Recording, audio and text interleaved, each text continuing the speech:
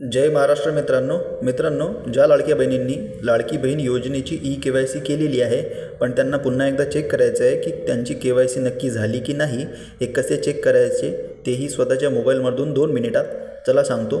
त्यापूर्वी जर आपण चॅनलवर नवीन असाल तर या चॅनलला सबस्क्राइब करून घ्या असेच नवनवीन व्हिडिओ बघण्यासाठी।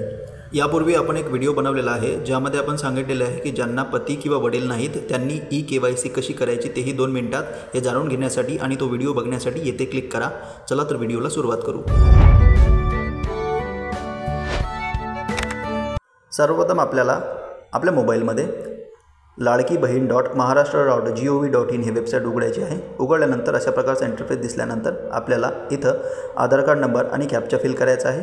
मी सहमत आहेवर क्लिक करून OTP साठी क्लिक करायचं आहे। तर तुम्हाला अशा प्रकारचं एक वॉर्निंग येणार ज्यामध्ये दिसणार की या आधार क्रमांकाची KYC प्रक्रिया पूर्णपणे झालेली आहे।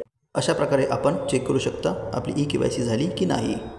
लाडकी बहीण योजनेच्या नवनवीन अपडेट सर्वात आधी जाणून घेण्यासाठी चॅनलला सबस्क्राइब करून ठेवा। भेटूया पुढच्या व्हिडिओमध्ये। जय महाराष्ट्र।